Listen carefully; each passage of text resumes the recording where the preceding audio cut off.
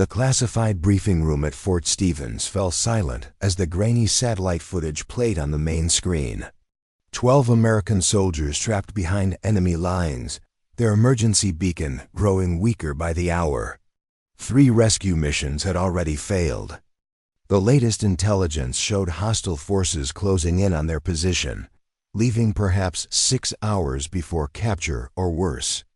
Before we jump back in, tell us where you're tuning in from, and if this story touches you, make sure you're subscribed. Because tomorrow, I've saved something extra special for you. "We need options, people," barked General Patricia Hawkins, her steel-gray eyes scanning the assembled officers. "Conventional extraction is impossible. The enemy has surface-to-air missiles covering every approach route." In the back corner of the room, barely visible behind a stack of outdated equipment manuals, sat technical specialist Emma Chun. For 2 years, she'd been the invisible fixture at these briefings, the woman who maintained the base's aging drone fleet while others focused on the newest, most expensive military technology. She watched the satellite feed with growing recognition, her fingers unconsciously tracing patterns on her tablet. As she analyzed terrain features and enemy positions, the room buzzed with increasingly desperate suggestions. Airstrikes were ruled out due to proximity to civilian populations. Ground assault would take too long. Special operations teams couldn't penetrate the defensive perimeter. Each proposal met the same fate: dismissed as too risky, too slow, or simply impossible. Emma's hand slowly rose in the back of the room. Several officers turned, surprised to see the quiet technician who usually never spoke during strategic planning sessions. General Hawkins noticed the movement and nodded curtly. "Ma'am," Emma's voice was steady despite the weight of dozens of eyes upon her. "I have a solution." Technical specialist Emma Chun arrived at Fort Stevens before dawn, just as she had every morning for the past 2 years. The Kansas base stretched across the horizon like a miniature city, its concrete buildings and communications towers piercing the endless prairie sky. But Emma's destination was always the same: Hangar 7, the forgotten corner of the base where obsolete equipment went to die. The corrugated metal building housed what the younger officers called the museum, a collection of drones, communication devices, and surveillance equipment that predated the military's current high-tech arsenal.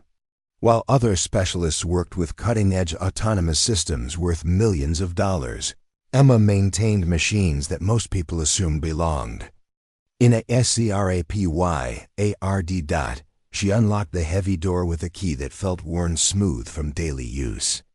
The fluorescent lights flickered to life, revealing rows of workbenches cluttered with circuit boards, propellers, and camera assemblies.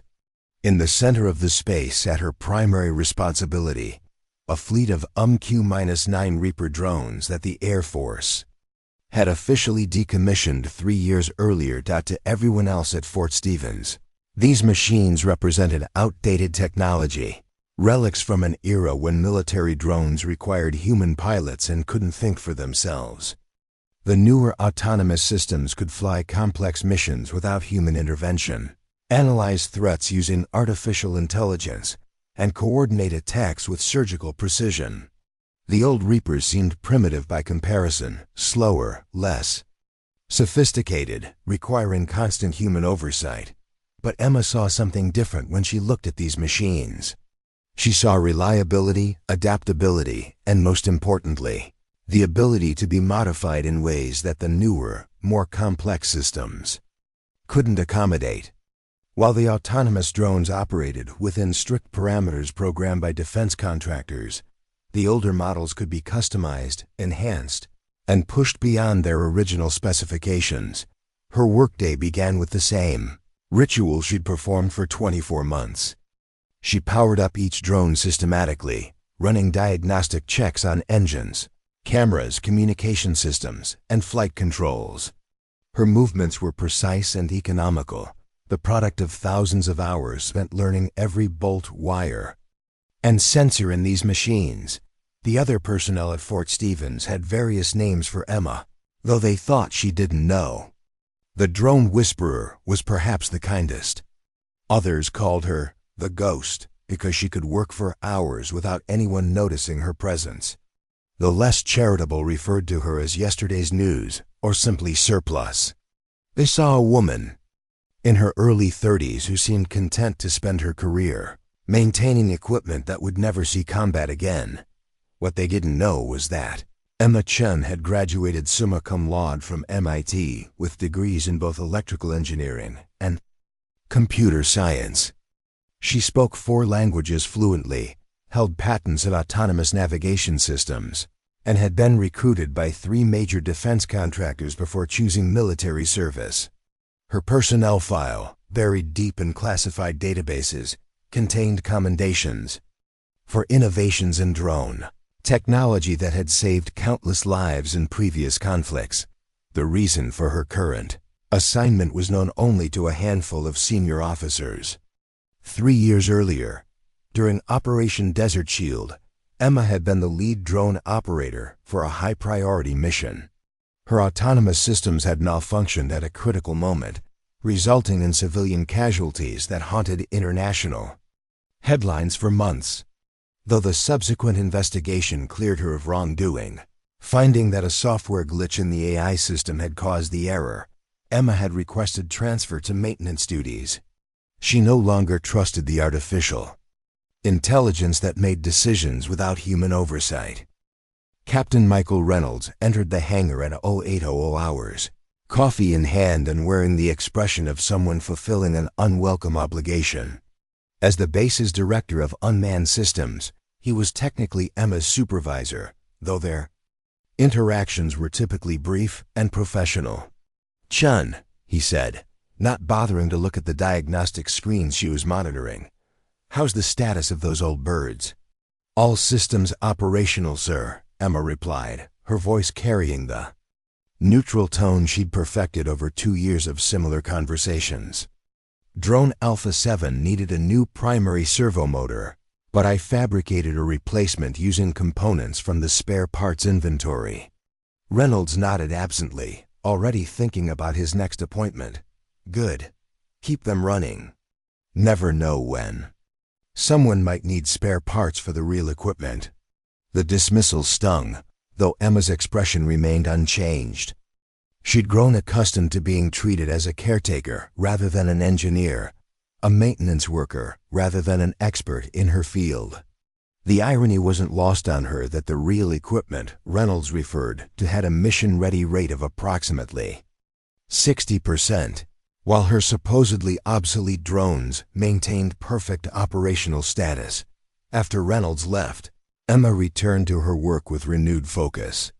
She wasn't just maintaining these machines, she was improving them. Over the past 2 years, she had quietly upgraded nearly every system in the fleet. The engines now ran 15% more efficiently. The cameras provided resolution that matched current generation equipment. The communication systems could operate on encrypted frequencies that even the newest drones couldn't access. Her most significant modification was also her most secret. Emma had developed what she called hybrid control protocols, a system that combined human decision-making with machine precision in ways that neither autonomous systems nor traditional remote operation could achieve. It allowed a human operator to maintain tactical control while the drone handled technical flying requirements, creating a partnership between human intuition and machine capability. The morning progressed with its usual rhythm. Emma calibrated sensors, updated software, and conducted test flights in the restricted airspace behind the base. Her drones performed flawlessly, responding to commands with precision that would have impressed even the most skeptical observer. But there were no observers. The flight tests were conducted alone, witnessed only by prairie dogs and the occasional hawk. At noon, she took her lunch to the small observation deck attached to the hangar. From this vantage point, she could see the main operations building, where the important decisions were made. She watched officers hurrying between meetings, their faces serious with the weight of global responsibilities. Occasionally, She recognized someone from the morning briefing she was required to attend, gatherings where she sat silently in the back row, taking notes that no one would ever read. The afternoon brought a different kind of routine. Emma worked on what she called theoretical modifications, improvements and adaptations that pushed her drones beyond their original design parameters. She had developed stealth capabilities that reduced radar signatures by 40%. Her communication modifications allowed the drones to operate in electronic warfare environments that would disable conventional systems. Most significantly, she had created modular payload systems that could be reconfigured for different mission types in under 30 minutes. These innovations existed only in her workshop and in detailed technical documentation that she meticulously maintained. She had submitted formal reports describing each improvement to the appropriate channels, but the responses were always the same: acknowledgement that her report had been received and filed. No one seemed interested in upgrading equipment that was already scheduled for disposal. As the sun began to set over the Kansas plains, Emma completed her daily maintenance logs and prepared to secure the hangar for the night. This was her favorite time of day, when the base grew quiet and she could work without interruption. She often stayed late, pursuing projects that went beyond basic maintenance, modifications that satisfied her engineering curiosity and kept her skills sharp. Tonight, she was working on what she called the Phoenix Project, a comprehensive upgrade that would transform one of her Reaper drones into something unprecedented. The modification combined all of her individual improvements into a single platform: enhanced stealth capabilities, hybrid control protocols, advanced sensors, and a modular payload system that could adapt to virtually any mission requirement. Phoenix drone represented 3 years of innovation compressed into one machine. It could operate in conditions that would ground conventional aircraft, penetrate hostile airspace undetected, and provide real-time intelligence with unprecedented accuracy. Most importantly, it could do all of this while maintaining the reliability and human oversight that Emma had learned to value above artificial intelligence. She worked by the light of focused LED lamps, her hands moving with the confidence of someone who understood every component at a molecular level. The modifications were nearly complete, requiring only final integration testing and calibration. Tomorrow she planned to conduct the first comprehensive flight test of the fully upgraded system. As she worked, Emma reflected on the path that had brought her to this moment. 3 years ago, she had been among the military's most respected drone operators, trusted with the most sensitive missions, and consulted on the development of next-generation autonomous systems. The incident that ended that career had been the result of technology failing at the worst possible moment: artificial intelligence making decisions that no human would have made. Now, she existed in the shadow of that failure, maintaining equipment that others considered worthless while they pursued ever more sophisticated autonomous systems. But Emma had learned something important during her exile. The most advanced technology wasn't always the most effective. Sometimes, success required understanding when to trust machines and when to rely on human judgment, preparing and narrating. This story took us a lot of time, so if you are enjoying it, subscribe to our channel. It means a lot to us. Now back to the story. The Phoenix Project represented the philosophy made manifest. It was cutting-edge technology controlled by human wisdom, advanced capability tempered by human responsibility. Emma knew that the military's future lay in the balance between artificial intelligence and human oversight, but she also knew that no one would listen to such ideas from someone assigned to maintain obsolete equipment. As midnight approached, she finally secured her tools and prepared to leave the hangar. Tomorrow would bring another day of routine maintenance, another morning briefing where she sat silently in the back row, another series of interactions with officers who saw her as invisible. But tomorrow would also bring the first test flight of the Phoenix drone, a machine that she believed could change everything. Walking across the darkened base toward her quarters, Emma looked up at the star-filled sky.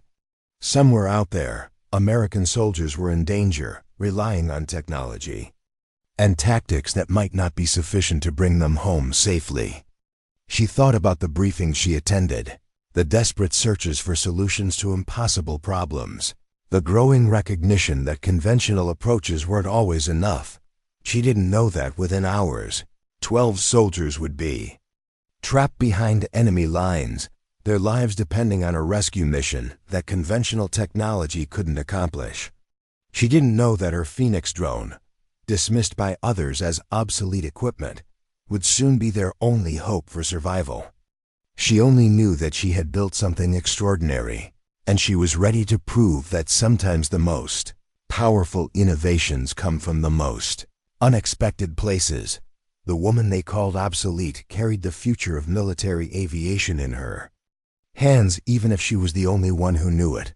The emergency klaxon shattered the pre-dawn silence at Fort Stevens, its piercing wail echoing across the base as personnel scrambled from their quarters.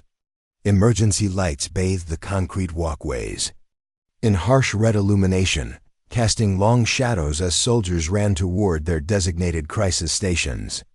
Emma jolted awake in her Spartan quarters, instantly alert with the trained reflexes of someone who had heard that sound too many times before. Within minutes, she was dressed and moving through the corridors toward the operations center. The base had transformed from its usual orderly routine into controlled chaos. Officers shouted orders into radio handsets while technicians hunched over computer terminals, their faces illuminated by the blue glow of tactical displays. The massive wall screens in the command center showed satellite imagery updating in real time, tracking movements across a battlefield thousands of miles away. General Patricia Hawkins stood at the center of the maelstrom, her gray hair pulled back in a severe bun as she processed incoming intelligence reports. Her voice cut through the noise with military precision as she demanded updates from various department heads. Intelligence officers provided enemy positions, communications specialists reported on radio intercepts, logistics coordinators calculated equipment and personnel availability. Emma found her assigned position in the back corner of the briefing room, settling into the familiar metal chair that had been her observation post for countless meetings over the past 2 years. Around her, other support personnel took their places: maintenance supervisors, supply clerks, administrative assistants, the invisible workforce that kept military operations functioning. None of them would participate in the tactical discussion, but their presence was required in case their specialized knowledge became relevant. The main briefing screen displayed a detailed map of hostile territory in a region that Emma immediately recognized from her previous service. Mountainous terrain with narrow valleys, limited road access, and strategic positions that could dominate approaches for miles in every direction. It was precisely the kind of environment where conventional military tactics faced their greatest challenges. Colonel James Harrison, the base intelligence chief, stepped forward to deliver the situation report. His voice carried the weight of serious consequences as he outlined the developing crisis. At 0347 hours local time, a 12-person reconnaissance team designated Bravo 7 was compromised during a classified intelligence gathering operation. Enemy forces detected their position and initiated pursuit approximately 6 hours ago. The map zoomed in to show a small valley surrounded by steep ridges, with red markers indicating known enemy positions and a blue symbol marking the last confirmed location of the trapped American soldiers. Emma studied the terrain with professional interest, noting the elevation changes, vegetation patterns, and potential approach routes that might be available for rescue operations.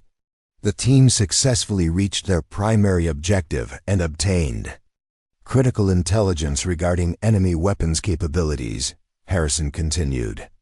However, their extraction helicopter encountered mechanical failure 40 minutes into the return flight. Emergency landing was successful, but the aircraft is beyond repair. All 12 team members are alive but stranded in hostile territory. General Hawkins stepped forward, her expression grim as she addressed the assembled officers. Enemy forces have established a perimeter around the crash site and are systematically tightening their search pattern. Intelligence estimates we have approximately 6 hours before Bravo 7 is either captured or forced into direct engagement with overwhelming hostile forces. The room fell silent as everyone absorbed the implications. 12 highly trained American soldiers carrying sensitive intelligence about enemy capabilities, trapped behind enemy lines with time running out. The political and strategic consequences of their capture would extend far beyond individual lives, potentially compromising ongoing operations and revealing classified information to hostile forces. What are our extraction options? General Hawkins demanded, turning to face the assembled department heads. The question initiated a cascade of analysis and debate that would consume the next several hours. Captain David Martinez, the helicopter operations coordinator, was the first to respond. His assessment was concise and discouraging. "Ma'am, conventional helicopter extraction is not feasible. Enemy surface-to-air missile systems cover all viable approach routes. We lost 2 aircraft yesterday attempting similar operations in adjacent sectors. Risk assessment categorizes any rotorcraft mission as suicidal." Colonel Sarah Thompson, commanding the base's Special Operations units, offered the next alternative. "Ground infiltration is possible but time prohibitive. Our nearest Special Forces team would require a minimum 14 hours to reach the target area, assuming optimal conditions and no enemy contact. Weather forecasts show deteriorating conditions that could extend that timeline significantly." The discussion continued with increasing frustration as each proposed solution encountered insurmountable obstacles. Airstrikes were ruled out due to the proximity of civilian populations and the risk of harming the trapped soldiers. Artillery support couldn't reach the target area from any friendly positions. Naval assets were too distant to provide meaningful assistance within the available time frame. Emma listened to the debate with growing concern, not for the tactical challenges being discussed, but for the limitations that conventional thinking imposed on potential solutions. Every proposal followed established military doctrine, relying on platforms and strategies that had been tested in previous conflicts. But this situation was unprecedented, requiring innovations that existing protocols couldn't address. Major Lisa Foster, the base's newest operations officer, suggested coordinating with allied forces in the region. British and Canadian units have assets positioned closer to the target area. Perhaps a joint operation could provide additional options. Colonel Harrison shook his head grimly. Intelligence indicates that allied forces are dealing with their own crisis situations. The enemy appears to have initiated coordinated operations across multiple sectors, stretching all available resources to their limits. We're essentially on our own for this one.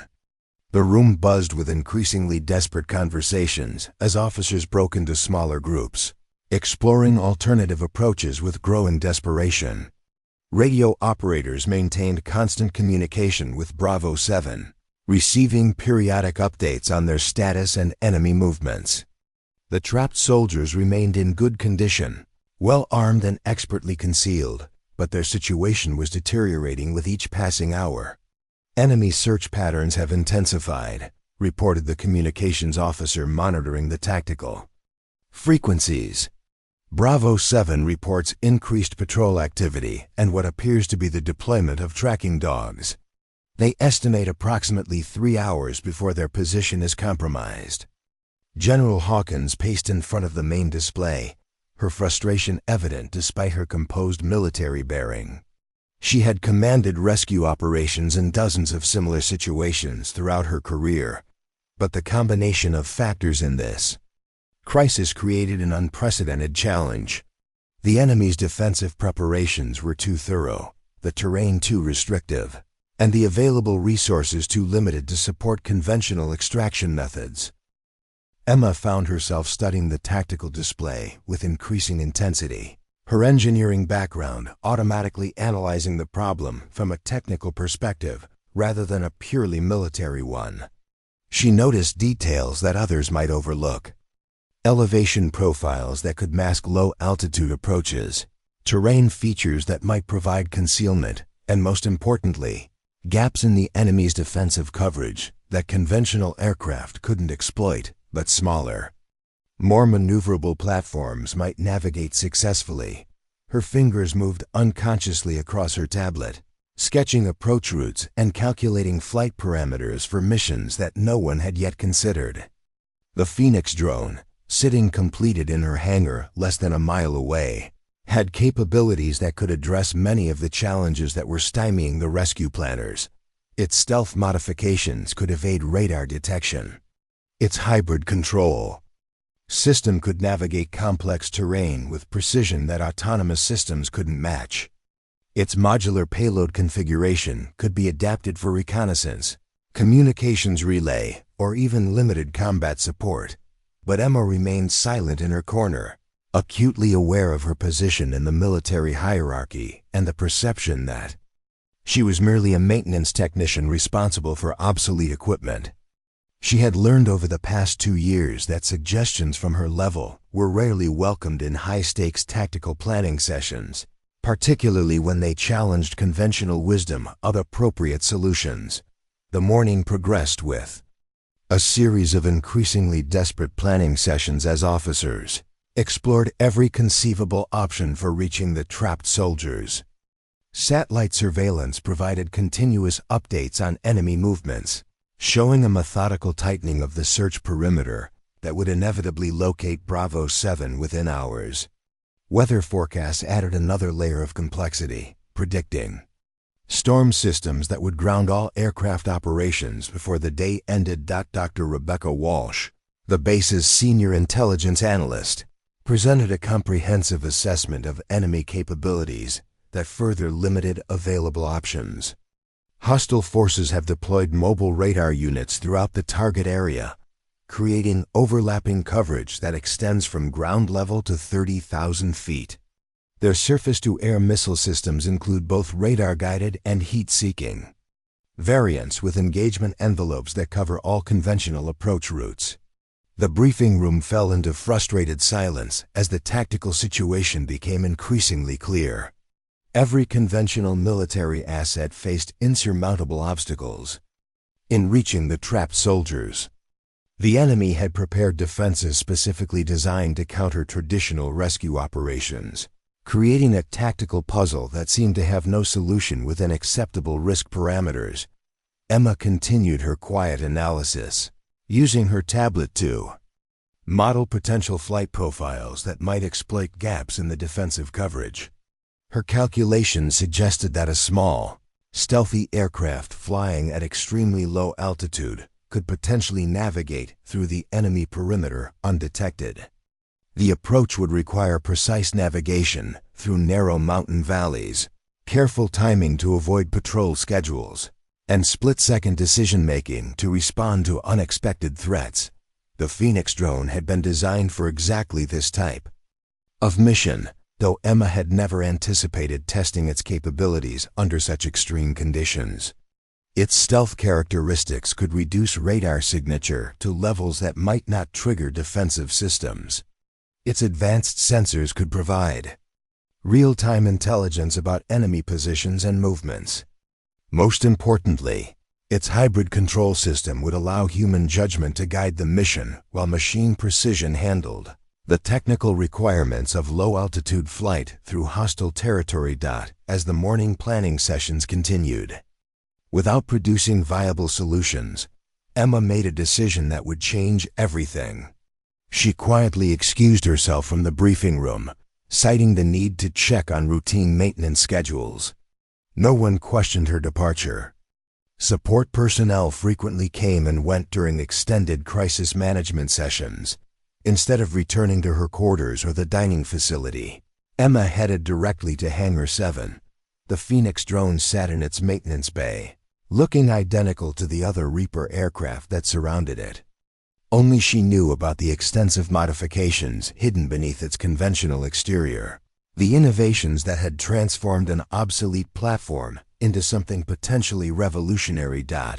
She powered up the testing systems and began final preparations for what she intended to propose as an unconventional solution to an impossible problem. The hybrid control interface responded perfectly, providing seamless integration between human decision-making and machine capability. The stealth modifications showed optimal performance in electronic signature testing. The modular payload system is configured rapidly for reconnaissance operations with backup communication relay capabilities. Emma spent the next hour conducting comprehensive system checks and mission planning calculations. She developed detailed flight profiles, identified optimal approach routes, and calculated fuel requirements for operations that would push the Phoenix drone to its maximum capabilities. The technical analysis confirmed what her instincts had suggested. This mission was possible, but it would require accepting risks that conventional military doctrine considered unacceptable. As she completed her preparations, Emma realized that proposing this solution would expose her years of unauthorized modifications and potentially end her military career. The Pentagon had strict regulations about modifying military equipment without proper authorization, even when those modifications represented significant improvements. She could face court-martial proceedings, loss of security clearance, and permanent disqualification from government service.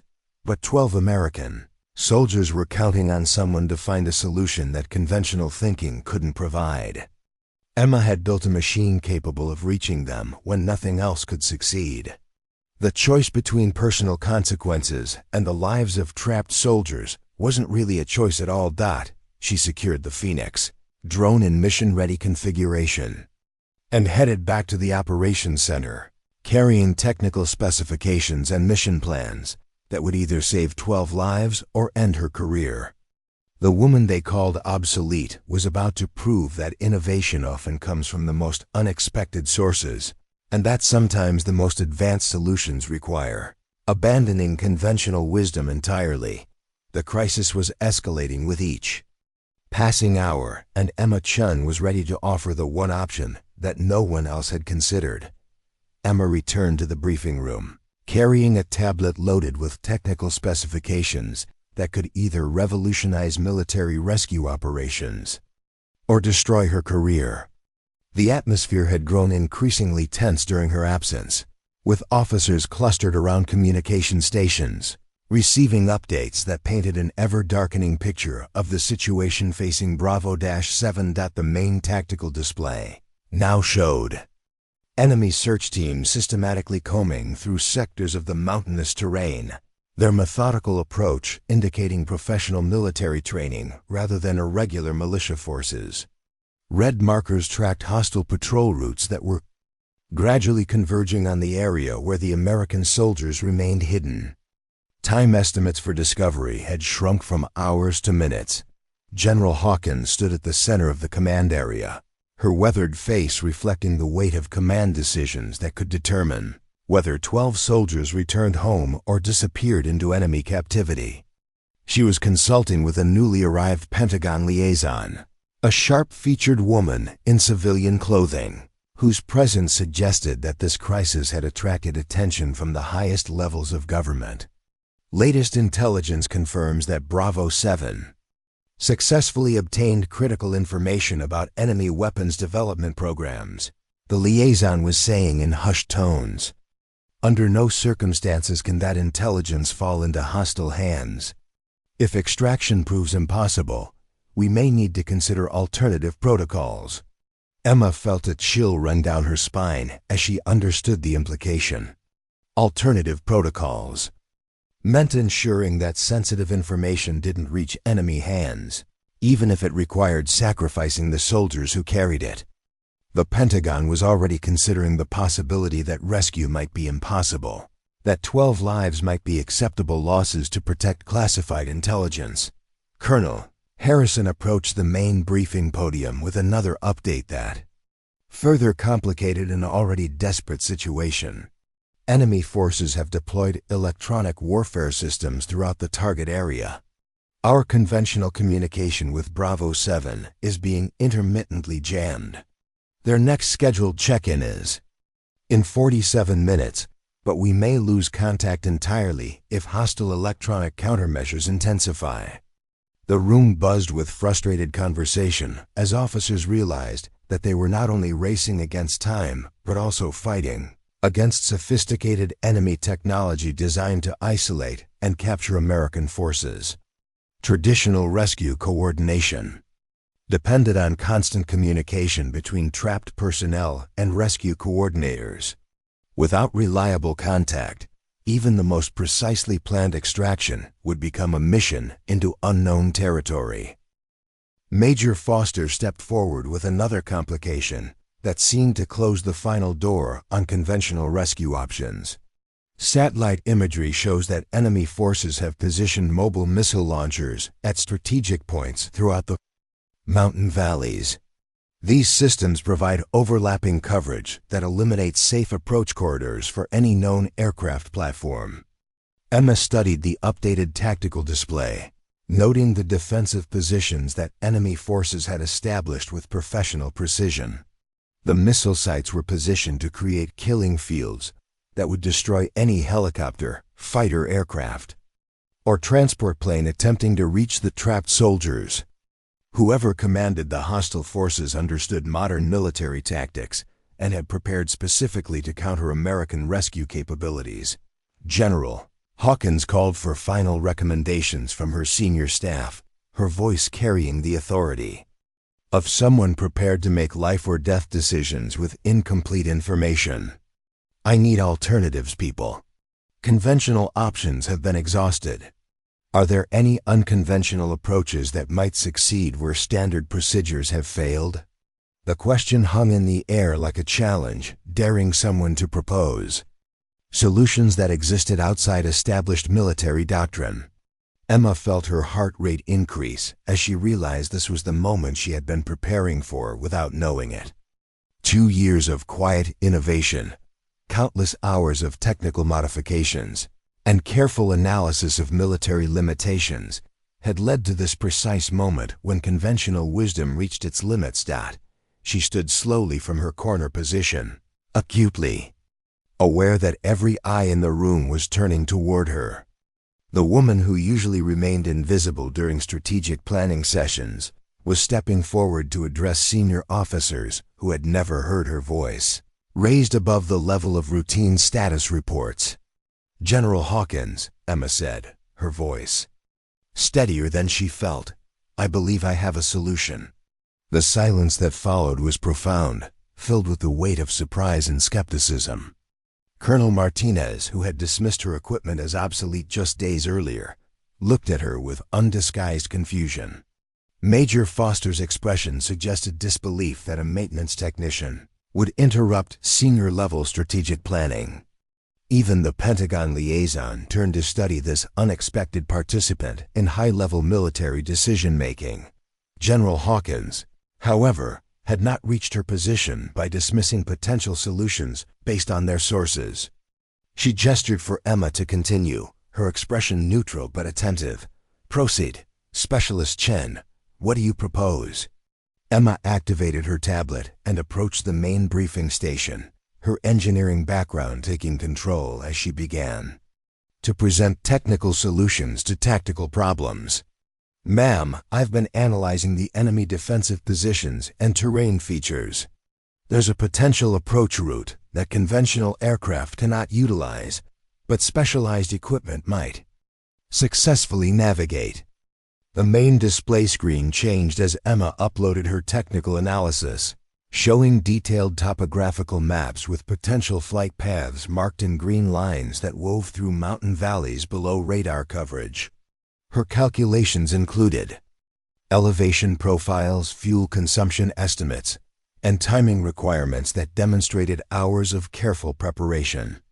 The enemy's defensive systems are designed to counter conventional military aircraft operating at standard altitudes and approach speeds, she continued, her confidence growing as she entered familiar technical territory. However, there are gaps in their coverage that a smaller, stealthier platform could potentially exploit. Colonel Harrison stepped forward, his intelligence background evident in the precise questions he posed. "What type of platform are you proposing, Specialist? Our available aircraft inventory doesn't include anything capable of operating in those conditions." Emma took a deep breath, knowing that her next words would expose years of unauthorized modifications and potentially end her military career. "Sir, I've been conducting upgrades to the MQ-9 Reaper drones in my maintenance facility. One aircraft has been modified with enhanced stealth capabilities, advanced navigation systems, and hybrid control protocols that could enable it to navigate the proposed route successfully." The briefing room erupted in surprised conversation as officers absorbed the implications of what they had just heard. Captain Martinez looked stunned, realizing that the technician he had dismissed as a caretaker for obsolete equipment had been conducting advanced aerospace engineering in his maintenance hangar. Major Foster began asking rapid questions about technical specifications and operational capabilities. General Hawkins raised her hand for silence, her command presence immediately restoring order to the chaotic discussion. "Specialist Chen, are you telling me that you have been modifying military aircraft without proper authorization?" Emma stood at attention, prepared to accept the consequences of her unauthorized innovation. "Yes, ma'am. I take full responsibility for modifications conducted using my own time and resources. The aircraft designated Phoenix incorporates stealth technology, advanced sensors, and control systems that significantly exceed original specifications." The Pentagon liaison stepped forward, her civilian clothing unable to disguise the authority she wielded in matters of national security. "These modifications represent unauthorized changes to military equipment. Under normal circumstances, such actions would result in immediate disciplinary proceedings and potential criminal charges." Emma felt the weight of her career ending, but she pressed forward with her presentation. 12 soldiers were counting on someone to find a solution, and personal consequences seemed insignificant compared to their lives. "Ma'am, the Phoenix drone can operate below radar coverage, navigate through electronic warfare environments, and provide real-time intelligence gathering capabilities that conventional platforms cannot match." Dr. Walsh approached the tactical display, studying Emma's proposed flight path with professional interest. "The approach route you've identified would require precise navigation through terrain that no pilot has ever attempted. Margin for error would be essentially zero. 1 miscalculation could result in total mission failure." Emma nodded, acknowledging the legitimate concerns about her proposal. "You're correct, ma'am. The mission parameters push equipment capabilities to absolute limits. However, the Phoenix drone's hybrid control system allows human decision-making to guide tactical choices while machine precision handles technical flying requirements. It's specifically designed for operations that are too complex for autonomous systems and too dangerous for manned aircraft." General Hawkins studied the technical specifications that Emma had uploaded, her experienced eye evaluating capabilities that seemed almost too good to be true. "These performance parameters suggest significant improvements over standard MQ-9 specifications. How do you propose to demonstrate that your modifications actually work as advertised?" Emma had anticipated this question and prepared accordingly. "Ma'am, I can conduct a demonstration flight within 30 minutes.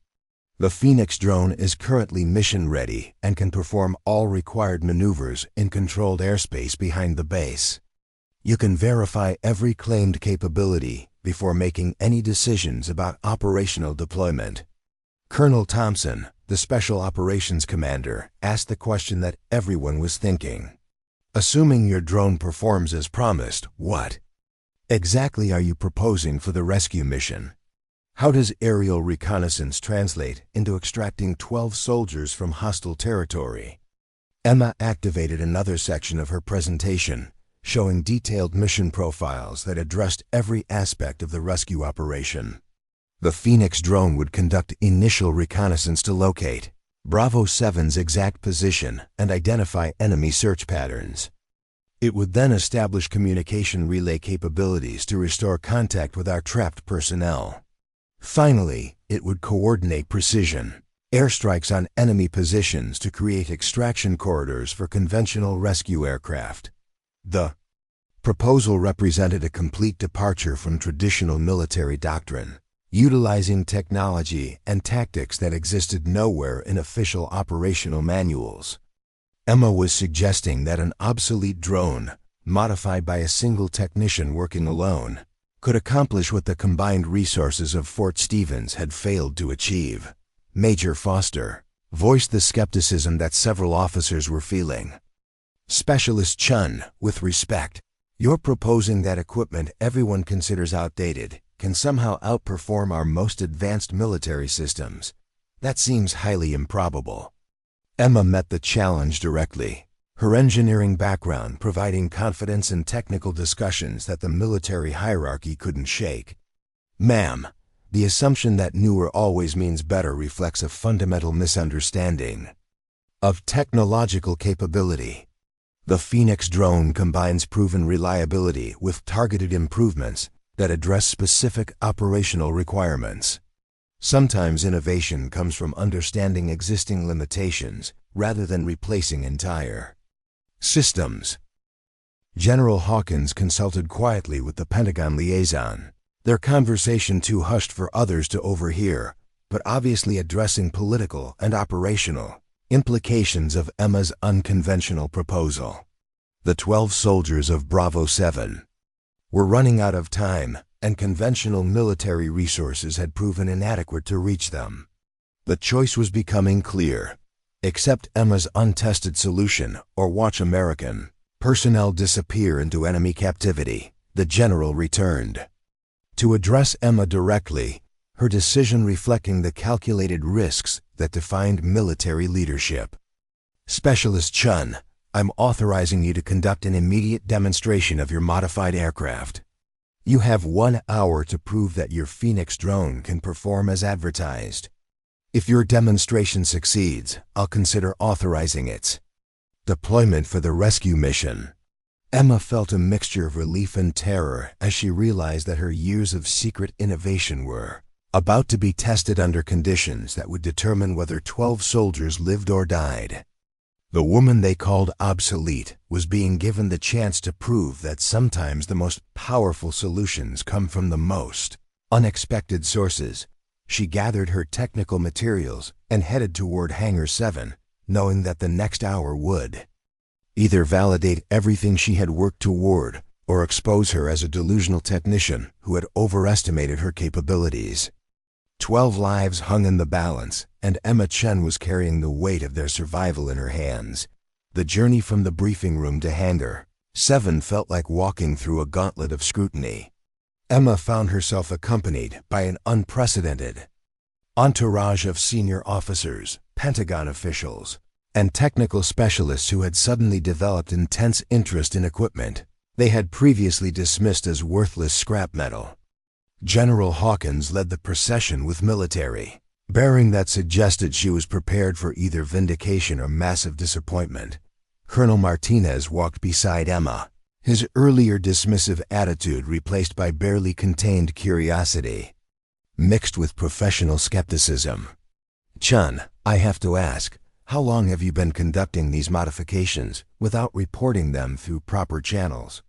Emma maintained her focus on the path ahead, knowing that her answer would be carefully evaluated for both technical and legal implications.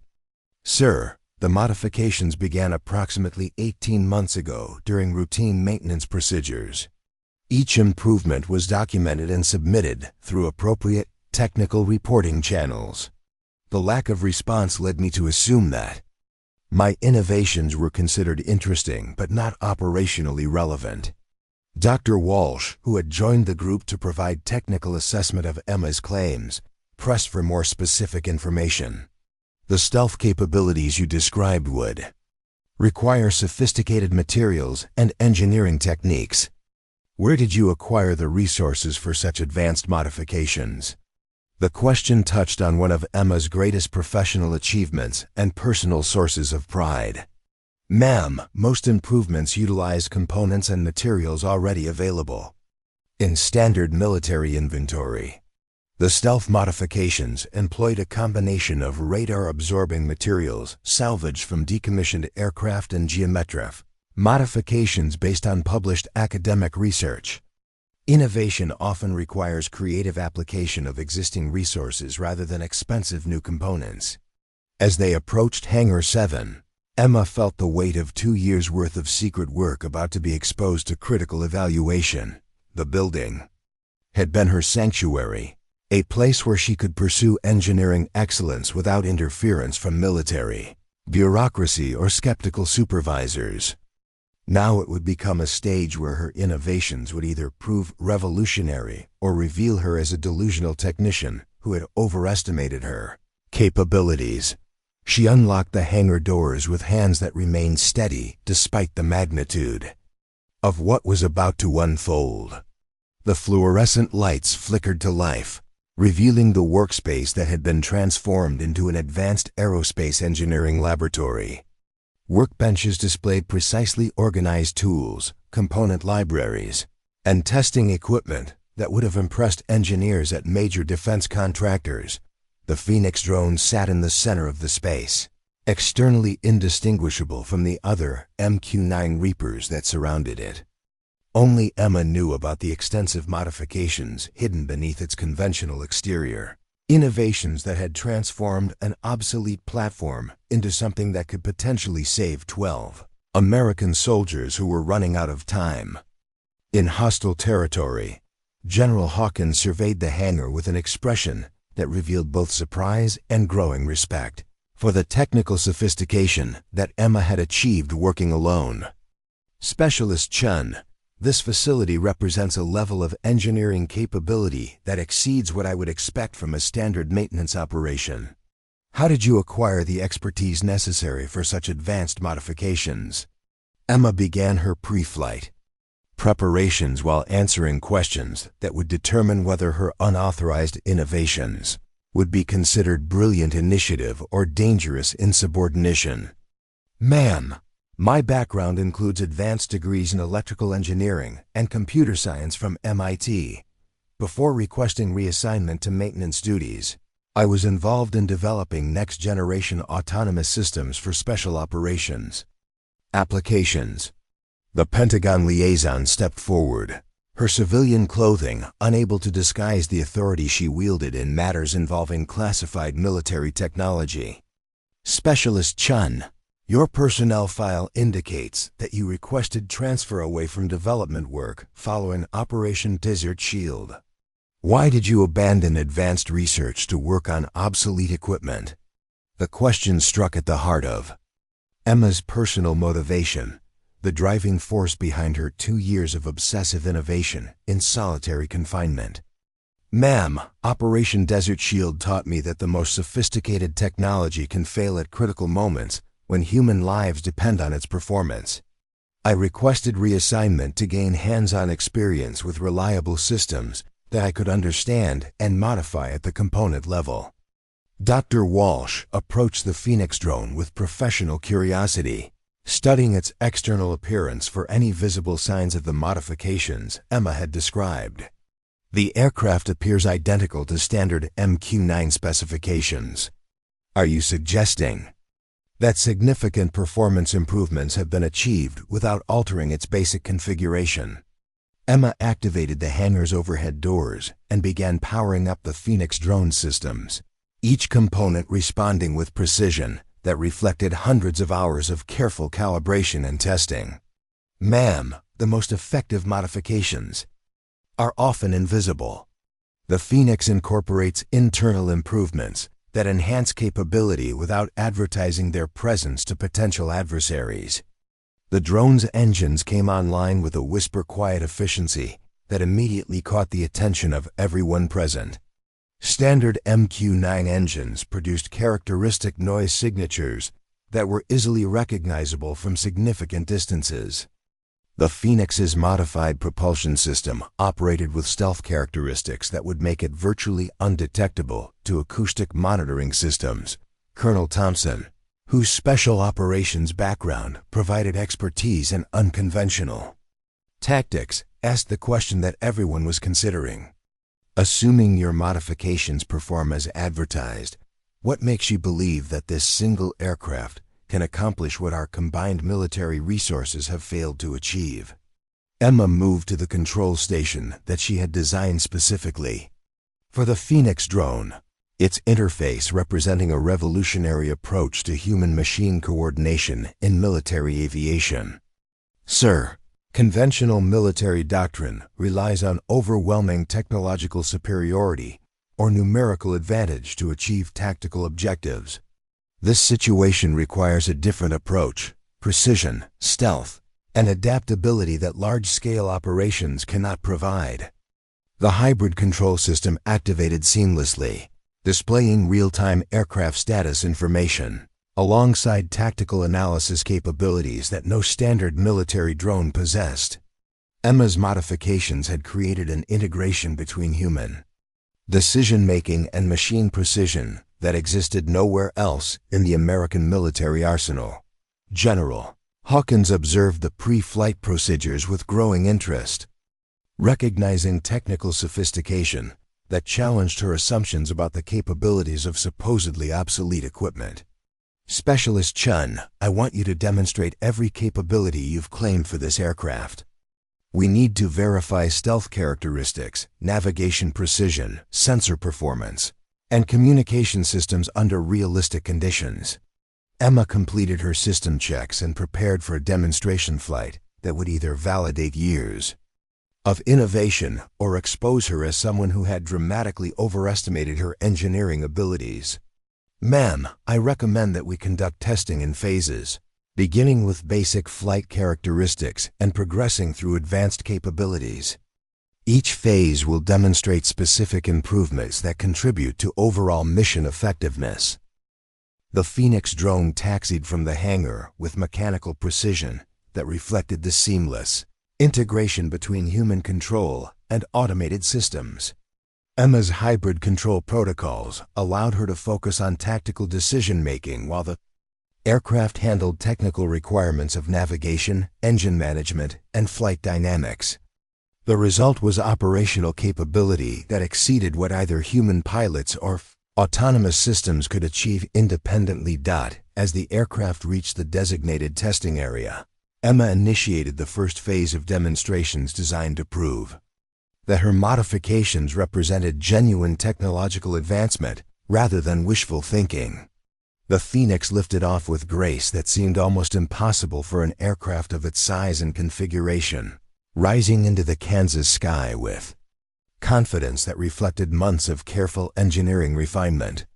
Phase 1 demonstrates enhanced flight characteristics and engine efficiency, Emma announced through the communication system that connected her to the observation team. The Phoenix incorporates propulsion modifications that increase range by 37% while reducing acoustic signature by 62% compared to standard specifications. The aircraft performed a series of maneuvers that showcased capabilities no standard MQ-9 could match. Tight turns that would have stressed conventional airframes to their limits were executed with smooth precision. Altitude changes that would have required careful planning with standard equipment were accomplished instantaneously in response to Emma's commands. Dr. Walsh monitored telemetry data from the ground station, her expression showing growing amazement as she observed performance parameters that challenged everything she thought she knew about MQ-9 capabilities. These flight characteristics exceed manufacturer specifications by significant margins. How did you achieve such improvements without compromising structural integrity? Emma's voice remained calm and professional as she guided the Phoenix through increasingly complex demonstrations, each maneuver proving another aspect of her engineering innovations.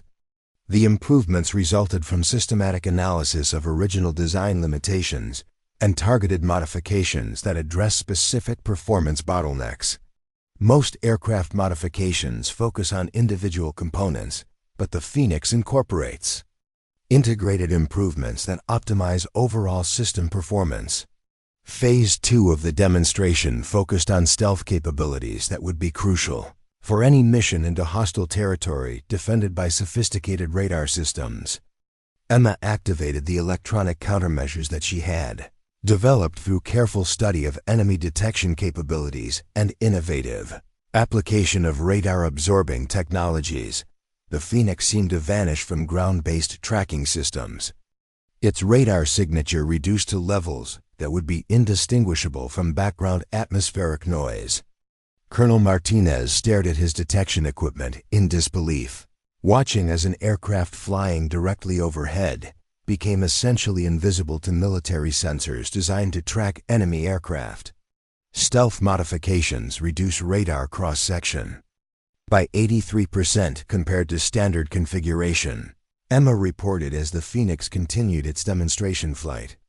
The aircraft can operate within detection range of enemy radar systems without triggering defensive responses, designed to counter conventional military aircraft. Phase 3 showcased sensor and communication capabilities that Emma had developed to address the intelligence gathering requirements of modern military operations.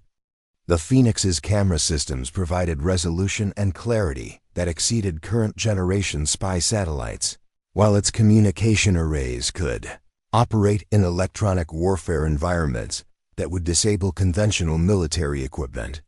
General Hawkins watched real-time video feeds that showed details of ground activity from altitudes that should have made such observation impossible.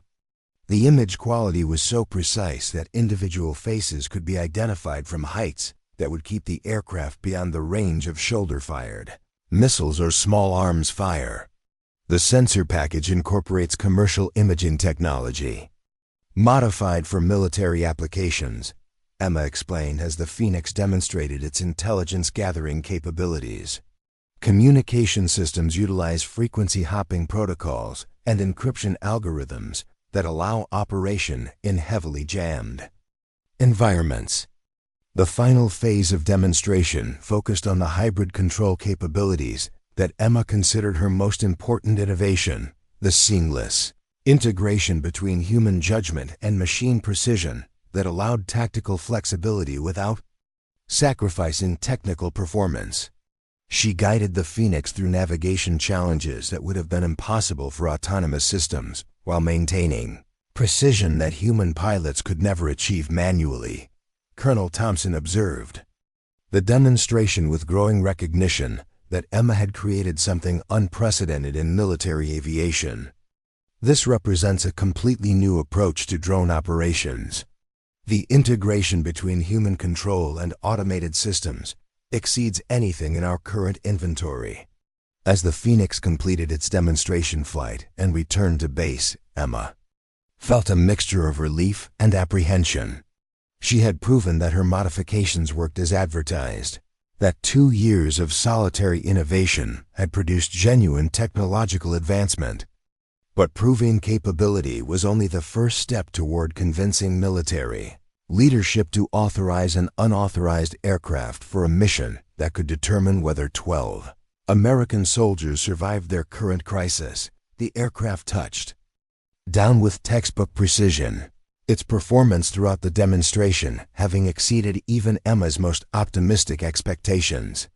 She had built something extraordinary, a platform that combined the reliability of proven technology with innovations that addressed the specific challenges of modern military operations. General Hawkins approached the control station where Emma was completing post-flight procedures, her expression reflecting careful evaluation of everything she had witnessed. Specialist Chen, your aircraft has demonstrated capabilities that could revolutionize military aviation.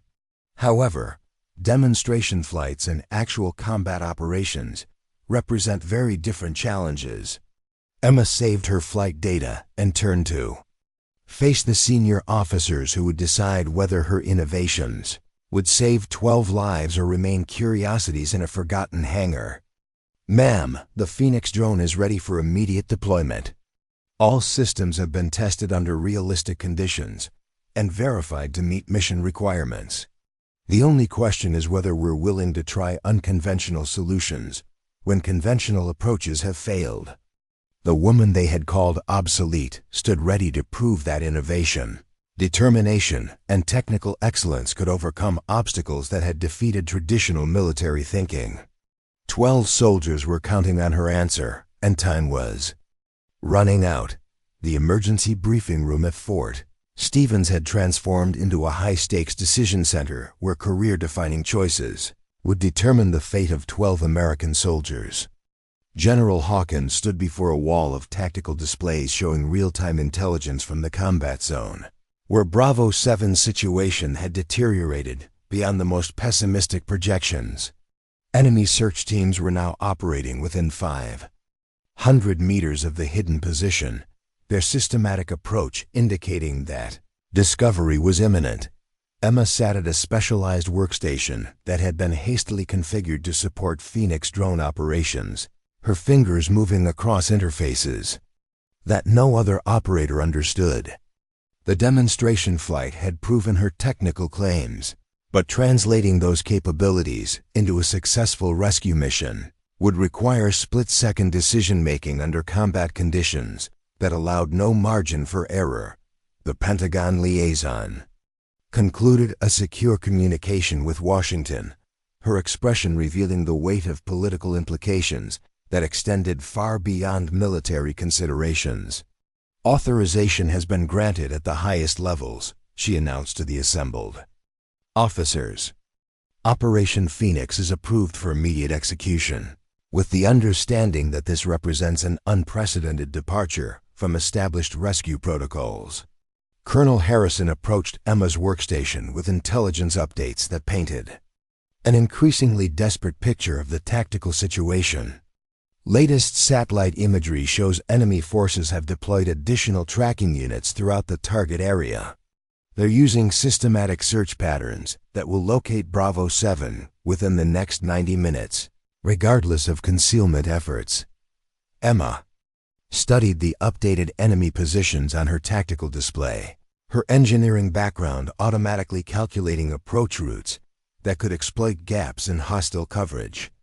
The enemy had prepared defenses specifically designed to counter conventional rescue operations, but they couldn't have anticipated the unique capabilities of an aircraft that existed nowhere in official military inventories. The Phoenix can navigate below their radar threshold, she told Colonel Harrison, her voice carrying confidence backed by months of technical testing. Enemy defensive systems are calibrated to detect conventional aircraft operating at standard altitudes. The modified stealth characteristics will allow penetration of their perimeter without triggering defensive responses. Dr. Walsh joined the mission planning discussion, bringing technical expertise that would be crucial for coordinating an operation that pushed both equipment and personnel beyond tested limits. The electronic warfare environment in the target area continues to intensify. Enemy jamming systems are interfering with all conventional communication frequencies. How will you maintain contact with both Bravo 7 and our command center? Emma activated communication protocols that she had developed specifically for operations in hostile electronic environments, demonstrating capabilities that represented years of innovation in military communication technology. The Phoenix incorporates frequency-hopping communication arrays that can operate across multiple bands simultaneously. Even if enemy jamming disrupts primary channels, backup systems will maintain connectivity through alternative frequencies. General Hawkins reviewed the mission parameters that would govern the most unconventional rescue operation in recent military history. Specialist Chun, I want to be absolutely clear about the risks we're accepting. You'll be operating a modified aircraft in hostile territory, relying on untested technologies, with no backup support if something goes wrong. Are you prepared for those conditions? Emma met the general's gaze directly, her response reflecting both technical confidence and personal determination that had driven 2 years of solitary innovation. "Ma'am, the Phoenix drone has been designed specifically for missions that conventional aircraft cannot accomplish. Every modification has been tested and verified under realistic conditions. The only untested variable is whether we're willing to trust unconventional solutions when conventional approaches have failed." Major Foster approached with logistical considerations that would affect mission timing and execution protocols. The weather forecast shows deteriorating conditions, beginning in approximately 4 hours. If this operation doesn't succeed within that time frame, all rescue efforts will become impossible until the storm system passes, which could be several days. The time pressure added another layer of complexity to an already challenging mission. But Emma had factored weather considerations into her technical planning from the beginning. The Phoenix incorporates all-weather navigation systems and structural modifications that allow operation in conditions that would ground conventional aircraft. Severe weather may actually provide additional concealment from enemy detection. Systems.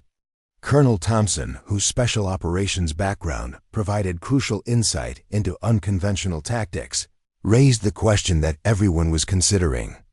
Assuming you successfully reach Bravo 7's position and establish communication, what's your plan for actual extraction?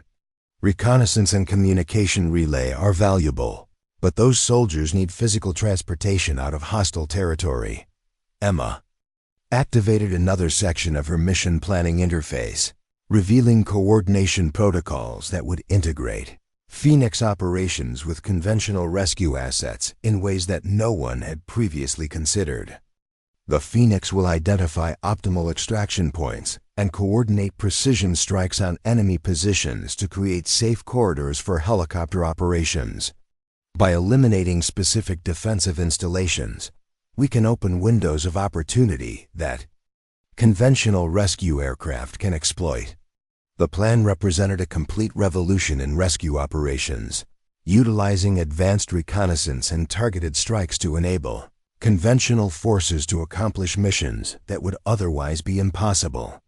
Emma was proposing to use her modified drone as a force multiplier that could overcome enemy advantages through precision rather than overwhelming firepower.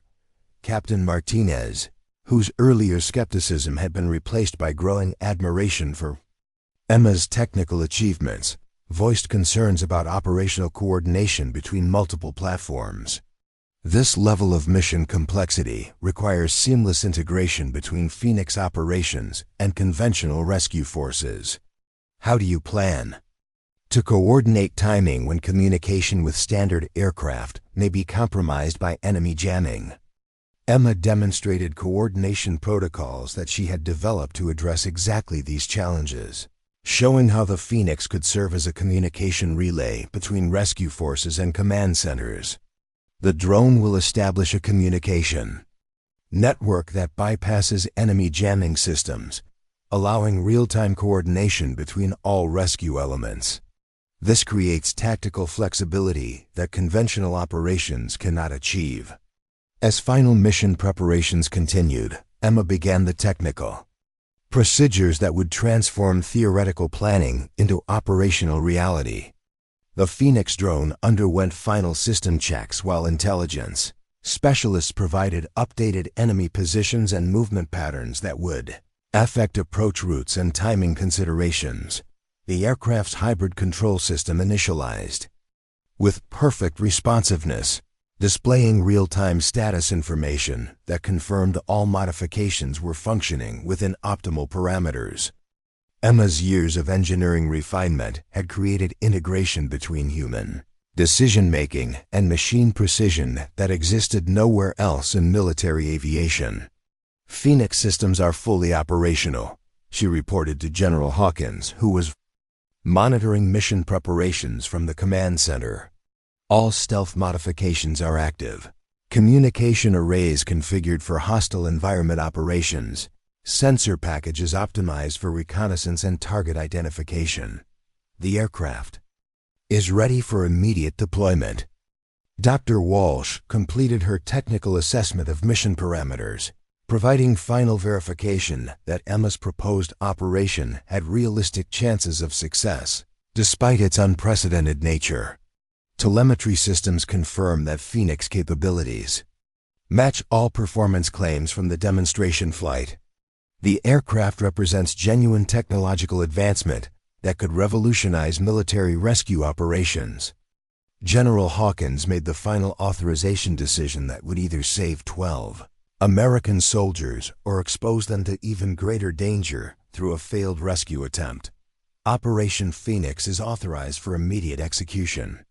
Specialist Chun, you have operational control of the mission with full authority to make tactical decisions based on real-time conditions. Emma felt the weight of command responsibility settling on her shoulders as she prepared to launch an operation that would test every innovation she had developed over 2 years of solitary work. 12 lives depended on technologies that existed nowhere in official military doctrine. Guided by someone who had been dismissed as obsolete just hours earlier, the Phoenix drone rolled from its hangar toward the runway, its modified engines producing whisper-quiet operation that would be crucial for stealth penetration of enemy territory. Emma's control interface provided seamless integration with aircraft systems, creating operational capability that exceeded what either human pilots or autonomous systems could achieve independently.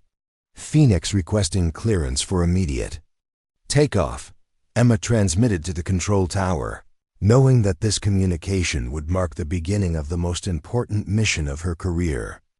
Destination coordinates classified. Mission duration estimated at 4 hours maximum. Tower clearance came immediately, with all other air traffic diverted, to provide unrestricted airspace for the operation. Emma advanced the throttles and felt the Phoenix respond with mechanical precision that reflected months of careful engineering refinement. The aircraft lifted off from Fort Stevens, carrying the hopes of everyone who had dismissed her innovations as worthless curiosities.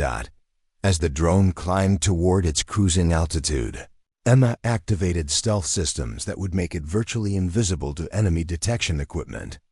The Kansas landscape fell away beneath them as they turned toward hostile territory where 12 American soldiers were running out of time and conventional military resources had proven inadequate to reach them. The mission parameters displayed on Emma's control interface showed a flight path that would challenge every capability she had built into the Phoenix drone. Navigation through mountain valleys below radar coverage, electronic countermeasures against sophisticated jamming systems, reconnaissance operations in heavily defended territory, and coordination of precision strikes that would enable conventional rescue operations. Phoenix airborne and proceeding to the target area. Emma reported to the command center, her voice carrying calm professionalism that masked the magnitude of what she was attempting. All systems nominal, stealth characteristics active, estimated time to target 97 minutes. Behind her, Fort Stevens continued coordinating conventional rescue assets that would be standing by to exploit any opportunities that Phoenix operations might create. Helicopter crews completed final preparations for extraction, missions that would require precise timing and flawless execution. Medical teams prepared for casualties that might result from extended exposure to hostile conditions.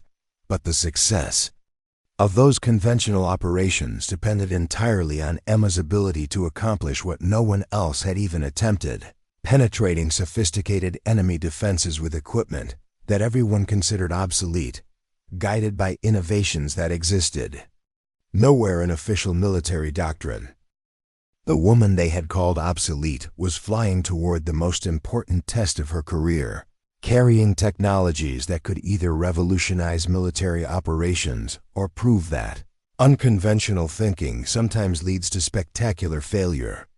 12 American soldiers were counting on her success, and Emma Chen was determined not to let them down.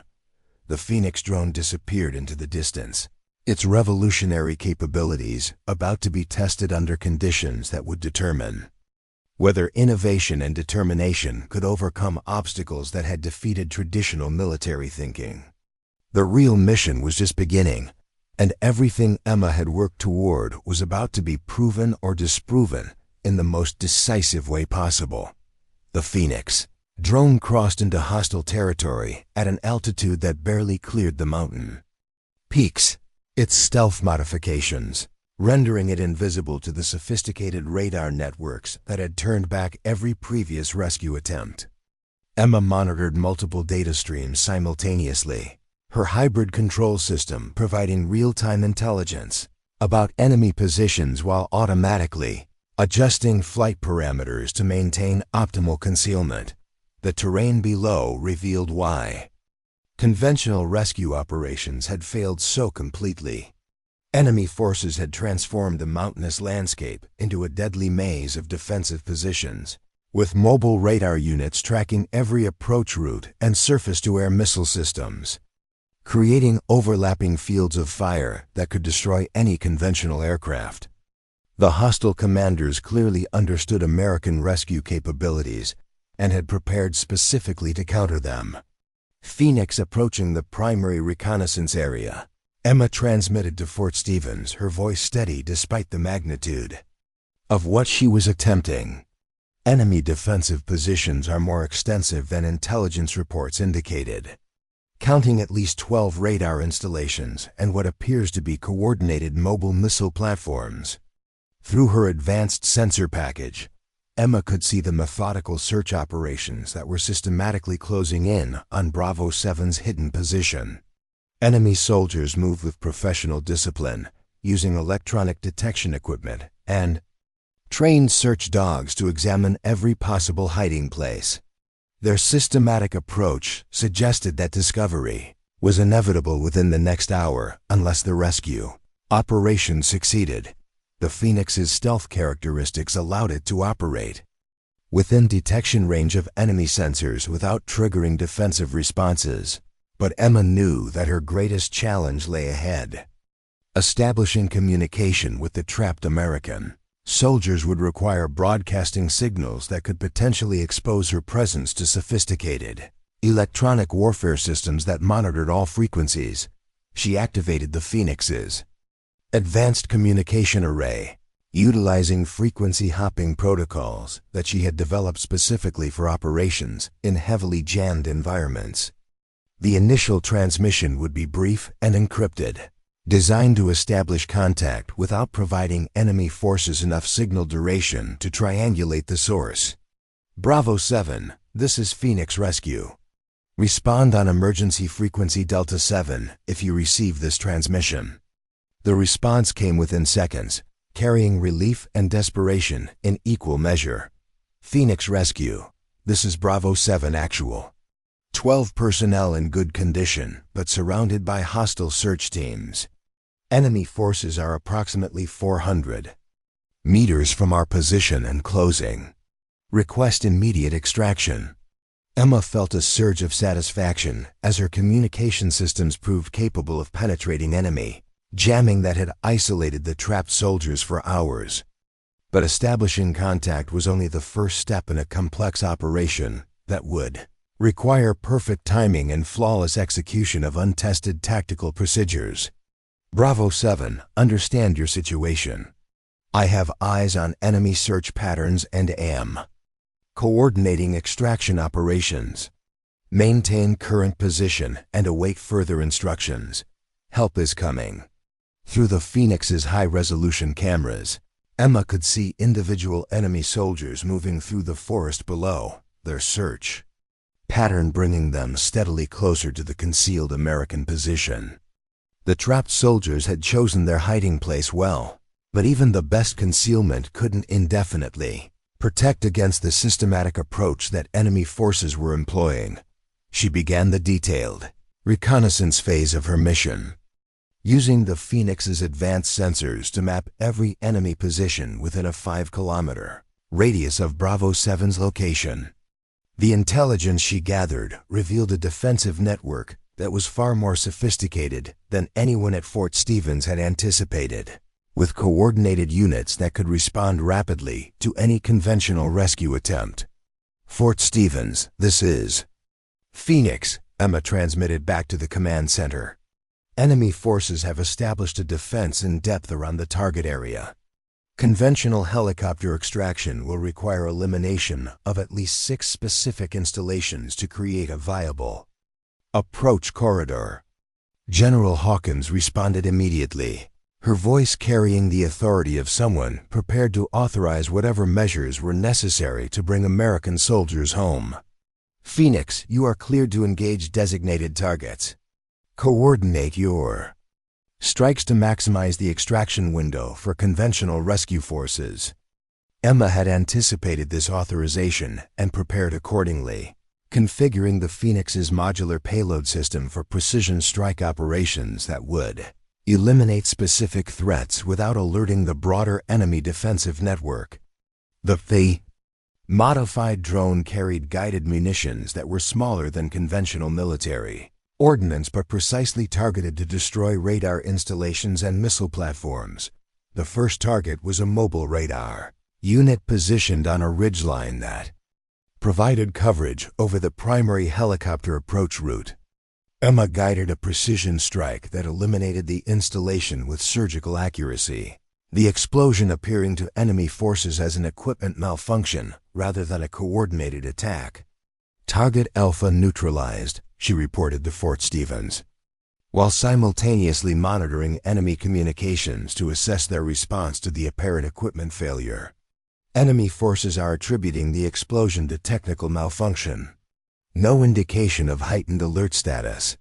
The second target required more complex timing, as the missile platform was positioned among trees that provided natural concealment from aerial observation. Emma waited for the optimal moment when the crew was conducting routine maintenance, then delivered a strike that eliminated both the weapon system and its operators without creating signatures that would suggest enemy action. As she continued eliminating key defensive positions, Emma maintained constant surveillance of the search teams that were steadily approaching Bravo 7's position. The trapped soldiers remained expertly concealed, but enemy forces were using systematic methods that would eventually locate any hidden position through simple persistence and thoroughness. Bravo 7, Enemy Search Team Alpha 3, is approximately 200 meters from your position and moving directly toward you, Emma transmitted, using real-time intelligence to guide the trapped soldiers' tactical decisions. Recommend displacement to alternate position coordinates on transmitting. Now. The response came quickly, indicating that the American soldiers trusted the intelligence they were receiving from their unseen guardian angel. Phoenix, understand the displacement recommendation. Moving to an alternate position immediately. Emma watched through her cameras as the 12 soldiers moved with professional stealth through terrain that provided minimal concealment, their movements coordinated and disciplined despite the desperate nature of their situation. They reached the alternate position just as enemy searchers arrived at their previous location, missing discovery by mere minutes. The tactical situation continued to evolve as Emma eliminated additional defensive installations while maintaining surveillance of both friendly and enemy forces. Each successful strike improved the prospects for conventional rescue operations, but also increased the risk that enemy forces would recognize the coordinated nature of the attacks and implement countermeasures. Her fourth precision strike targeted a communication relay that coordinated defensive responses between different enemy units. Eliminating this installation would create confusion and delay that conventional rescue forces could exploit, but it would also signal to enemy commanders that they were facing deliberate attack rather than random equipment failures. Fort Stevens. Defensive corridor will be established in approximately 15 minutes, Emma reported as she prepared to eliminate the final obstacles to helicopter extraction. Recommend immediate launch of rescue assets to exploit the window of opportunity. The response confirmed that conventional forces were already airborne and approaching the target area. their timing carefully coordinated with Emma's strike operations to maximize the chances of successful extraction.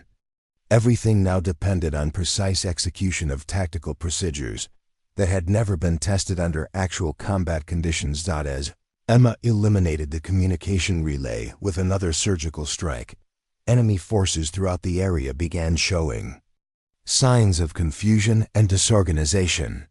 Units that had been operating in careful coordination suddenly found themselves unable to communicate effectively, creating gaps in their defensive coverage that rescue helicopters could exploit. "Phoenix, this is Rescue 1, came a new voice over the communication network. 2 UH-60 helicopters inbound to the extraction zone. Estimated arrival in 8 minutes. What's the status of enemy resistance?" Emma assessed the tactical situation through multiple sensor feeds, evaluating threats that remained active despite her successful elimination of key defensive positions. "Rescue 1, primary defensive installations have been neutralized, but mobile. Patrols remain active throughout the area. Recommend low-altitude approach via Corridor Delta 7 to minimize exposure to remaining threats." The rescue helicopters acknowledged her guidance and adjusted their approach routes accordingly, trusting intelligence from someone they had never met who was operating equipment they didn't understand. Emma felt the weight of responsibility as she realized that the success of the entire operation now depended on her ability to coordinate multiple elements in a complex tactical environment. Through her cameras, she could see the enemy search teams that were still closing in on Bravo 7's alternate position, their systematic approach continuing despite the confusion created by the loss of their communication and defensive systems. Time was running out, and the extraction would need to occur within minutes or the trapped soldiers would be discovered regardless of the rescue effort. "Bravo 7, rescue helicopters are 3 minutes out," Emma transmitted to the hidden soldiers. "Prepare for immediate extraction on my signal. Enemy forces are still active in your area, so movement to the landing zone will need to be coordinated precisely." She began the final phase of the operation, using the Phoenix's position high above the battlefield to coordinate timing between the approaching rescue helicopters and the trapped soldiers who needed to move from concealment to extraction point without being detected by enemy forces that remained active throughout the area. The tactical complexity was unprecedented, requiring split-second coordination between multiple elements operating in hostile territory under combat conditions that allowed no margin for error. Emma's hybrid control system allowed her to process multiple data streams simultaneously while making tactical decisions that no autonomous system could handle. "Rescue 1, enemy patrol Bravo 5 is moving toward your approach corridor," she warned. "The incoming helicopters. Recommend delay approach by 90 seconds to allow patrol to clear the area." The helicopter crews followed her guidance without question, adjusting their timing based on intelligence from someone who could see the entire battlefield in ways that no one else could match. Emma's position above the tactical situation provided situational awareness that was impossible to achieve through conventional means. As the rescue helicopters finally appeared over the extraction zone, Emma coordinated the most complex phase of the operation, guiding 12 soldiers from concealment to safety while enemy forces remained active throughout the area. Every movement had to be timed perfectly to avoid detection, while ensuring that the extraction could be completed before enemy reinforcements arrived. "Bravo 7, move to the extraction point now," Emma commanded, watching as the trapped soldiers emerged from concealment and began their dash to safety. "Rescue helicopters are touching down in 30 seconds. The extraction unfolded with precision that reflected careful planning and flawless execution, but Emma knew that success was not yet assured. Enemy forces were already responding to the helicopter presence, and the window of opportunity would close rapidly as hostile reinforcements converged on the area. The woman they had called Obsolete was orchestrating the most complex rescue operation in recent military history, proving that innovation and determination could overcome obstacles that had defeated conventional military thinking. But the mission was not yet complete, and the most dangerous phase was still ahead. The rescue helicopters descended into the extraction zone like mechanical angels, their rotor wash creating clouds of dust and debris that provided additional concealment from enemy observation.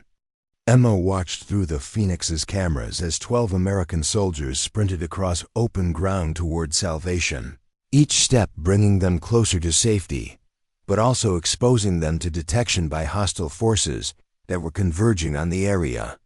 With increasing urgency, Bravo 7 Alpha is secure, came the radio call from the first helicopter as half the team reached safety. But Emma could see enemy reinforcements racing toward the extraction site, their response time suggesting sophisticated coordination, despite the communication disruption she had created. The window of opportunity was closing faster than anyone had anticipated. Through her advanced sensors, Emma detected movement in the tree line surrounding the landing zone, enemy soldiers positioning themselves for coordinated attack on the rescue operation. The tactical situation was deteriorating rapidly, and conventional extraction procedures would not be sufficient to complete the mission successfully. Rescue 1. Enemy forces are establishing firing positions around your perimeter, Emma transmitted. With urgent precision, multiple hostile units converging from directions northwest, southeast, and due south. Estimate contact in approximately 90 seconds. The second helicopter was still loading the remaining soldiers when muzzle flashes erupted from the surrounding forest. Enemy forces had abandoned stealth in favor of overwhelming firepower, determined to prevent the rescue operation from succeeding, even if it meant exposing their positions to counterattack. Emma made a split-second decision that would either save the rescue operation or destroy the Phoenix drone in a final desperate gambit. She activated the aircraft's remaining munitions and began engaging enemy positions with precision strikes that eliminated threats to the extraction helicopters while revealing her own presence to hostile forces throughout the area. Phoenix engaging multiple targets, she reported to Fort Stevens while simultaneously coordinating strikes that suppressed enemy fire on the landing zone. Rescue helicopters clear to depart immediately. The extraction helicopters lifted off under covering fire provided by an aircraft that enemy forces couldn't see or target effectively. Emma's stealth modifications continued to protect the Phoenix despite its active engagement, creating tactical confusion among hostile forces who couldn't locate the source of the precision strikes that were eliminating their positions.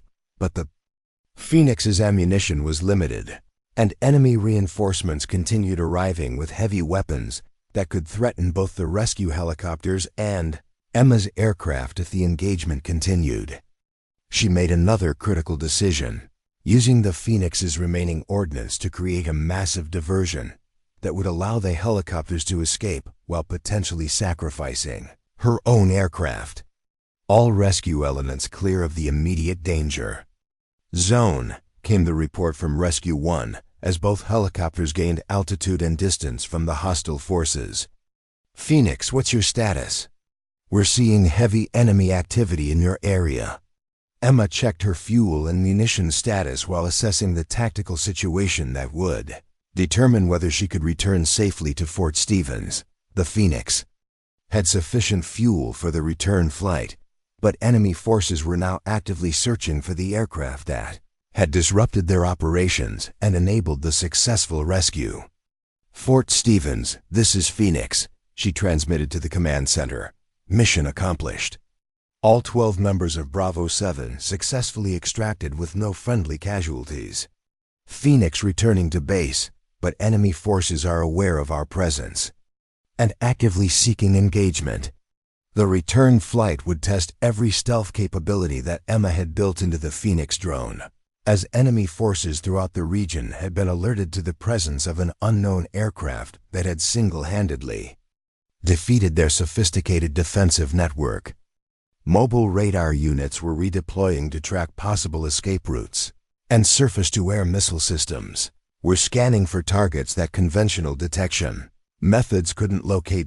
Emma activated the Phoenix's most advanced stealth protocols, reducing the aircraft's electronic signature to levels that approached the theoretical limits of detectability.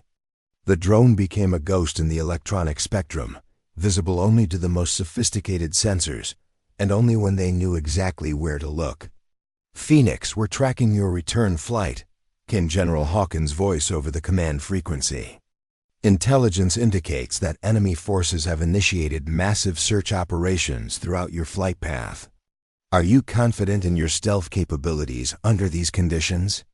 Emma monitored multiple threat indicators while maintaining the precise flight profile that would keep the Phoenix below enemy detection thresholds. "Ma'am, stealth systems are performing within design parameters. However, enemy search intensity exceeds anything we anticipated during mission planning. Recommend that rescue helicopters maintain maximum distance from potential hostile engagement zones." The rescued soldiers were already safely beyond enemy reach, but Emma's return flight would determine whether the Phoenix's technological innovations could overcome the concentrated efforts of hostile forces who now understood that they had been defeated by capabilities they couldn't comprehend or counter effectively.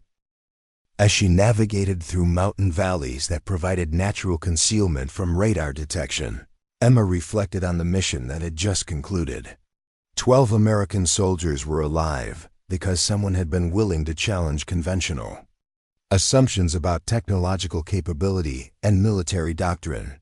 The woman they had called Obsolete had proven that innovation often comes from unexpected sources. The Phoenix crossed back into friendly airspace without detection, its stealth characteristics having protected it throughout the most dangerous mission in Emma's career.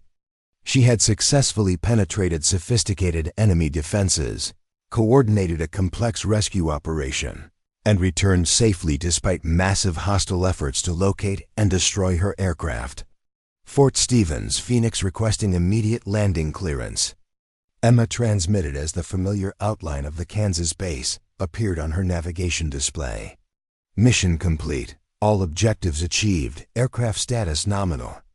The landing was witnessed by hundreds of personnel who had gathered to observe the return of an aircraft that had accomplished what the combined resources of conventional military forces had failed to achieve. Emma touched down with the same precision that had characterized her entire operation, the Phoenix's modified systems performing flawlessly despite hours of operation under extreme conditions. As she shut down the aircraft systems and secured the classified equipment that had made the mission possible, Emma felt a profound sense of completion. 2 years of solitary innovation had culminated in the successful rescue of 12 American soldiers, who would return home to their families because someone had refused to accept that obsolete equipment couldn't be transformed into revolutionary capability. General Hawkins approached the Phoenix as Emma completed her post-flight procedures, her expression reflecting both professional admiration and personal amazement at what she had witnessed. "Specialist Chun, you've just redefined what's possible in military rescue operations. The Pentagon is already requesting detailed technical specifications for your modifications." Emma climbed down from the cockpit carrying data recordings that documented every aspect of the mission, evidence that would support comprehensive analysis of capabilities that existed nowhere else in military aviation.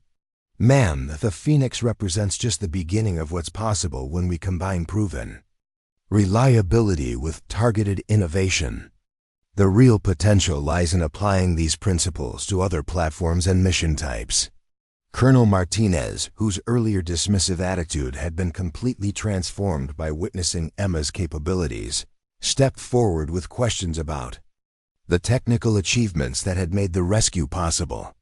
"Chun, I need to understand how you achieved stealth characteristics that our most advanced systems can't match. This represents a quantum leap in military technology." Emma gathered her equipment while fielding questions from officers who now recognized her as the leading expert in applications they hadn't known were possible. "Sir, The improvements resulted from systematic analysis of existing limitations and innovative solutions that address specific operational requirements. Most importantly, the Phoenix demonstrates that human judgment and machine precision can be integrated in ways that exceed what either can achieve independently. Dr. Walsh approached with tablets displaying telemetry data from the mission, her analysis revealing performance parameters that challenged fundamental assumptions about aircraft capabilities. The integration between stealth technology, advanced sensors, and hybrid control systems represents unprecedented advancement in military aviation. We need to begin immediate production planning for operational deployment. Emma looked back at the Phoenix drone that had proven the value of persistence, innovation, and willingness to challenge conventional thinking. The aircraft that everyone had considered obsolete had just completed the most important mission of her career, saving 12 lives while demonstrating capabilities that would revolutionize military operations. The Phoenix was built using components and materials that already exist in military inventory, she told the assembled officers. The real innovation lies in understanding how to integrate existing resources in ways that create entirely new capabilities. We don't always need newer technology. Sometimes we need better application of what we already have.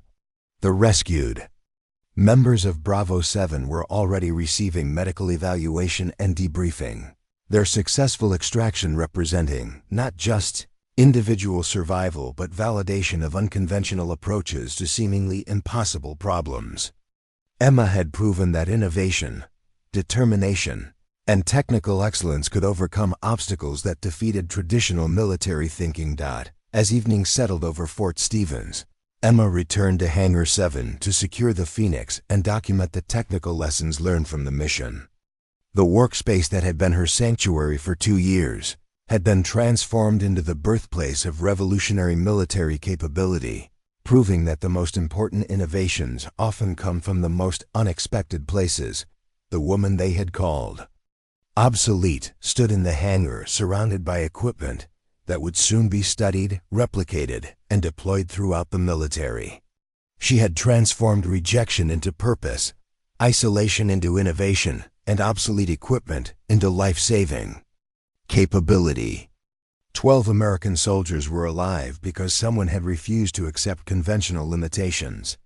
Emma Chun had proven that sometimes the most powerful solutions require abandoning established doctrine in favor of creative thinking, technical excellence, and unwavering determination to find better ways of accomplishing essential missions. The Phoenix drone represented more than technological advancement. It embodied the principle that innovation thrives when talented people are given the freedom to challenge assumptions and pursue excellence without conventional constraints. Rescue operation had ended, but Emma's real work was just beginning. The military would want to understand, replicate, and deploy the capabilities she had developed in solitude. The woman who had been dismissed as obsolete was about to become the architect of the future of military aviation, proving that recognition often comes to those who persist through dismissal and continue pursuing excellence regardless of how others perceive their efforts. The Phoenix sat in its hangar, mission complete, having proven that extraordinary achievements are possible when innovation meets opportunity at the moment when conventional solutions prove inadequate. Emma had built something revolutionary, but more importantly, she had demonstrated that the most valuable military asset is often the person willing to think differently when lives depend on finding solutions that don't exist in any manual. Up next, you've got 2 more standout stories right on your screen. If this one hits the mark, you won't want to pass these up. Just click and check them out. And don't forget to subscribe and turn on the notification bell so you don't miss any upload from us.